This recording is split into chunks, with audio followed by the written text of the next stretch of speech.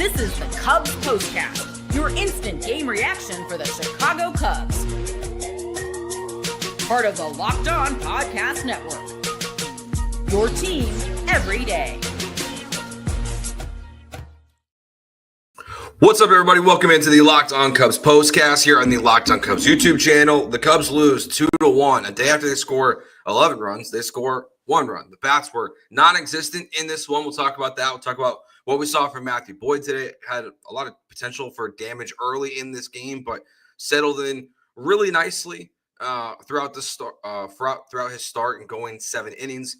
PCA got hurt. That's the big part of this one today that I think is the biggest concern, is how serious is that taking that foul ball off the knee for him. But we'll start with the lineup. So again, after being really good yesterday, they just do nothing in this one. Three double plays.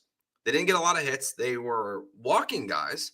Like, guys were getting walks and getting on base, but they're just not out there, producing this game like you need them to. It's inconsistent. Like, that's what the Cubs offense has been for a while. I think that's pretty fair, like, to say, and we all know that. It's either been, for a while it was really, really good, then for a while it was really, really bad, and then now it's kind of just going this up and down thing for the Cubs, where, again, you score 11 runs, you score 1 run, but they just didn't get guys on base. The one thing I don't understand about this Cubs team for this entire year is, how do they, like, we hear all the time in broadcast where they talk about these pitchers they're facing who are terrible at striking guys out. This guy who they're facing today did not have a lot of strikeouts, does not have a lot of strikeouts this season.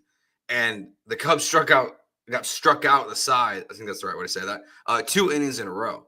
I mean, they were non-competitive at bats, but to a guy who barely Ks anyone, and then to go out there 6 batters in a row, all striking out, it was just pitiful what was happening. So between the strikeouts and the double plays, like, that's ultimately what cost the Cubs. And they just didn't get the clutch hits that they needed to. Kyle Tucker not being out there, I don't know. I heard what Craig Counsell said before the game about, because they have the expanded roster, that they don't feel the need to put him on the injured list because they think he'll be back before the 10 days are over. I don't really like that line of thinking. Just because if he's out there for 9 days, if he can't play for 9 days and he comes back, what's the difference? But also, it's just, even though you are down a roster spot, what you saw happen out in this game today is where it's like, I don't like the way that this approach is for Kyle Tucker, because Owen Casey's in Chicago. He's not on the roster, but he's there. And I would rather have him in right field than Willie Castro. And I'm not going to, this isn't all on Willie Castro's fault or anything like that, but like, he just hasn't produced in the way that you want a deadline acquisition to do. He's been a couple nice moments, but for the most part, it's largely been bad. And I would rather see Owen Casey in the lineup in right field. If he's going to, if Kyle Tucker's not going to play, that should be the plan. You don't need Castro out there. Owen Casey was having good at-bats when he was up with the Cubs earlier. Like, he obviously didn't have a ton of them, but he was playing well. So I would like to see, that happen if Kyle Tucker isn't back soon. I know the report is positive that, he's feeling better today and that the calf is better, and there's video of him working out before the game and everything like that. So that's a positive thing for the Cubs, but I just don't quite understand why Castro is the guy who has to be your right fielder. Alcantara could have been in right field. And then Craig Counsell takes him out of the game for Justin Turner in the 9th inning there. Craig Counsell it's so clear he just doesn't trust the young guys. And it doesn't really matter who it is, whether it's Ballesteros or Alcantara or Owen Casey. He does not have the willingness to, let the rookies make the mistakes. And frankly, I would rather see them pop out than Justin Turner. And he has to get at bat somewhere. I get it. Especially with the, bringing in Santana, it's like, he's going to have even less time than before, but you might as well let the young kids go out there and have a chance to, have a moment and just see what they can do there for you. Owen Casey's coming out of games when he's up on the roster. He's being subbed out for. Alcantara's being subbed out for. So I just don't really like that strategy. And it doesn't mean that the Cubs win this game if they don't do it, because obviously Justin Turner, he had that walk-off home run couple weeks ago. So like he is obviously capable there. That's what he's here for, right? Is to be a veteran, to be a pinch hitter. That's at this point the only reason why he's on the roster. But I just would rather see the young guys go out there and be better, or have a chance to be better than the veterans. And what that lineup is going to be, what the result is going to be, often has been not good. So it is what it is. That's Craig Counsell's decision making. He doesn't like the young guys. It's not that he doesn't like the young guys. He just doesn't use them. He just does not want to give them that opportunity, it feels like, in my opinion, to go out there and try to be a difference maker. So I don't think that's going to change. I don't think we should expect to see things change, even if, let's say, Kyle Tucker had to go on the injured list for 10 days. I don't think it's a guarantee that Owen Casey's going to be in right field every single day. We'll see what happens with PCA. That looked ugly. I mean, a foul ball like that right off the kneecap, they said it's a contusion. But those things can linger for sure. I mean, when he went down to first base, he did not look good. I'm glad they took him out of the game. It's good he finished the at-bat, I guess, but like it did not look pretty when he was just jogging down and just running down to first base there after he hit the ball off of his knee. So that's obviously one thing you have to keep an eye on at this point, because while I'm excited for Alcantara and I'm excited for, what the young kids will do eventually for the Cubs, PCA was starting to get going. That's what's frustrating with these Tucker and PCA injuries now, is no matter whether how bad they are or how, or if they're not horrible injuries and they are able to quickly come back, because we don't really know anything about PCA right now with his knee injury. They're really starting to get going. Kyle Tucker was starting to swing the bat well. PCA started to swing the bat well. Yesterday, 2 singles, 2 sac flies, a double in this game. Like, he is out there, performing much, much better. And then to get hurt as you're starting to turn it around after having those rest days, it just stinks, to be honest, to see that happen. So, all right, we'll take our break. We'll get to your questions, your comments. We'll talk about Matthew Boyd on the other side. That's all coming up next here on the Locked On Cubs postcast on the Locked On Cubs YouTube channel. Today's episode is brought to you by Zippix. Whether you're looking for nicotine satisfaction or an energy boost, Zippix has you covered with their nicotine and caffeine-infused toothpicks. For nicotine users, Zippix provides a discreet way to satisfy cravings and the hand-to-mouth habit without vaping or smoking. Zippix can be a helpful tool as you work to reduce your dependence on vaping. It's available in 6 great flavors with 2 milligram and 3 milligram nicotine options. And if you need the energy without the crash, their caffeine toothpicks are a game changer. You go to Zippix.com, ZippixToothpicks.com, use code LOCKEDON for 10% off your first order. You must be 21 or older to order. Warning, nicotine is an addictive chemical. That's ZippixToothpicks.com, promo code LOCKEDON. Zip more, smoke less with Zippix Toothpicks. Today's show is also brought to you by 5 Hour Energy. It's time to fuel it up and turn it up with 5 Hour Energy Transfusion. This grape, ginger, and lime-flavored shot brings the iconic taste of a golf course favorite to a non-alcoholic boost. Perfect for sinking birdies or making great memories with friends, it's a hole-in-one for your energy game. Whether you're out on the golf course or just need a little extra push to power through your day, 5 Hour Energy Transfusion delivers the clubhouse flavor you love without ever leaving the green. Golf is all about good times with good people and good flavors. The grape ginger lime flavor of 5 Hour Energy Transfusion gives you the best parts of your clubhouse go-to without leaving the course or chasing down the bev cart. Now you can amp up the fun even more. Just buy, snap, and enter for a chance to win a dream golf trip for 2 to any golf tournament in the USA. Tee up that trip. Visit 5hewin.com for full rules and entry. No purchase necessary. Excludes the Masters tournament and ends October 31st, 2025.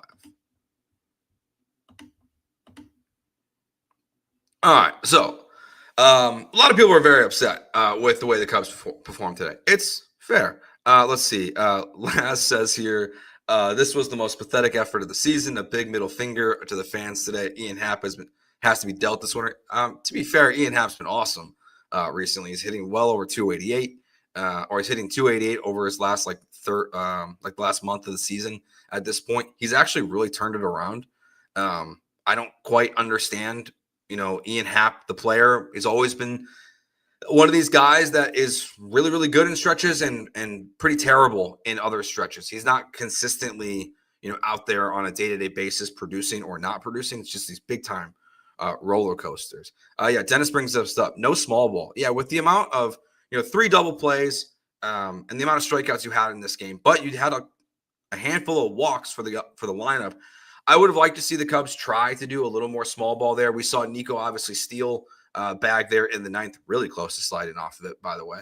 I would have liked to see more of that in this game when you can just tell the lineup just isn't going in the direction you need it to. So I'm very pro, small ball. I think the Cubs have been at their best this year when they're stealing bags, when they're, able to move guys from station to station.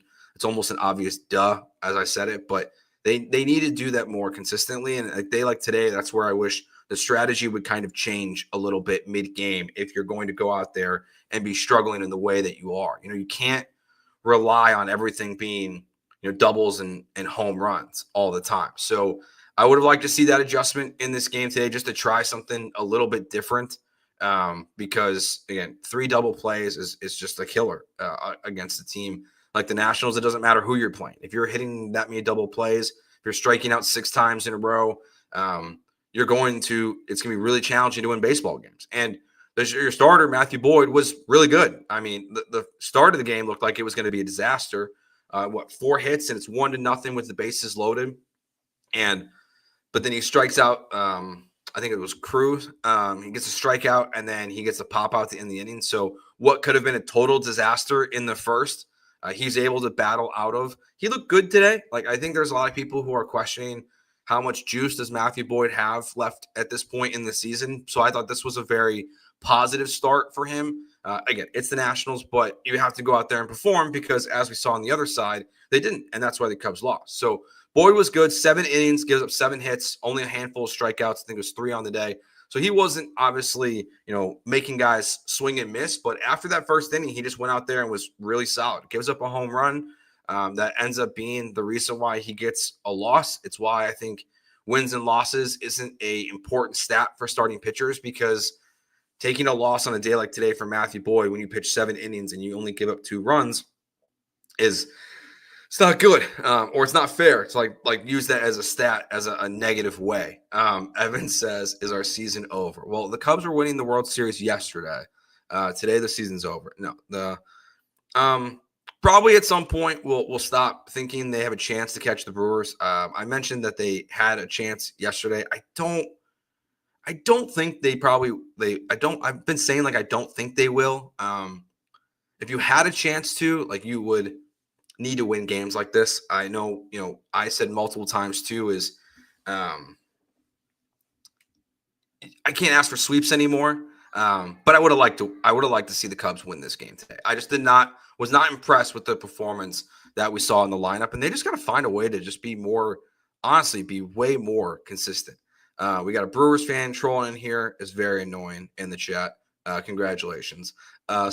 Small ball isn't stealing bases. It's bunting guys over. 0 out, man on first. Half doesn't bunt the guy over. Well, small ball can be a variety of different ways. But to your point, you got to get guys on and you got to move them over. So, yeah, I would have liked to see the Cubs pivot in that way. It's not one where this Cubs lineup is – and without PCA and without Tucker, we'll see how it goes. Fingers crossed PCA is not out for a while. And hopefully Kyle Tucker can get back, because even if he's just the DH tomorrow, having Suzuki in right field would make more sense. This is where, and to bring up the young guys again real quick too, I would rather see Ballesteros be up here to be the DH in a situation like for this, because I'd rather see Suzuki in right field and have Ballesteros DHing. But again, Craig Counsell doesn't play the young guys, so it probably wouldn't matter. Mark asks, why did Turner hit for Alcantara? He just doesn't. He doesn't like him. We talked about that a little bit earlier on that, but he wants to trust the veterans. He's an old school manager, it seems, in that way, and I don't know how young guys can earn the trust of a manager if they're not given opportunities to there late in the games, but that's the decision they made. I mean, how often does Justin Turner in these pinch hit situations, have they ever been there on a right-on-right matchup? Very strange. Like that's very different than what we've seen from Craig Counsell this season. Most of the time when Justin Turner comes in, it's a lefty on the mound. And so that makes more sense than the way they did today. So I'm curious to see if that will I don't think that's a sign of anything. I think that's just a moment of today's game where they decided to go out there and use him instead of Alcantara in the 9th inning to try to get things going for whatever reason that I don't understand. But that's the way that Craig Counsell is just managing the team this year. Let's see. Juan says, Joe, this Cubs team just doesn't cut it. Too inconsistent to win 3 in a 5-game series. I mean, I think that's a fair take. Like, I mean, we'll see how it goes in the playoffs. But like, I don't disagree with that. I don't think the Cubs the lineup has been consistent enough to go out there and show that they can go deep in the playoffs right now. I think we're all still hopeful that the Cubs will, but I don't disagree with that at all. That the lineup, because the fact that it can be so good one day, and I know it's baseball, and there's the 10-run thing where a lot of lineups, are not good the next day after scoring 10 runs. But look, tomorrow, series on the line against the Nationals, Colin Ray out there, you got to get the win. You just got to keep winning against teams that are below 500, at least winning series. You cannot, lose a series to the Nationals. So we'll see how Colin Ray looks. We talked about yesterday a little bit how he's kind of penciled into the playoff rotation at this point if you play in more than a 3-game wild card season. But we'll see how tomorrow goes. Colin Ray on the mound will be with you guys here after the show or after the game as well. Remember, hit that subscribe button here on YouTube, plus wherever you find your podcast, Apple and Spotify. Thank you to everyone listening on the audio platforms and for this show as well. So we'll talk to you guys tomorrow. Enjoy the rest of your Saturday. Peace.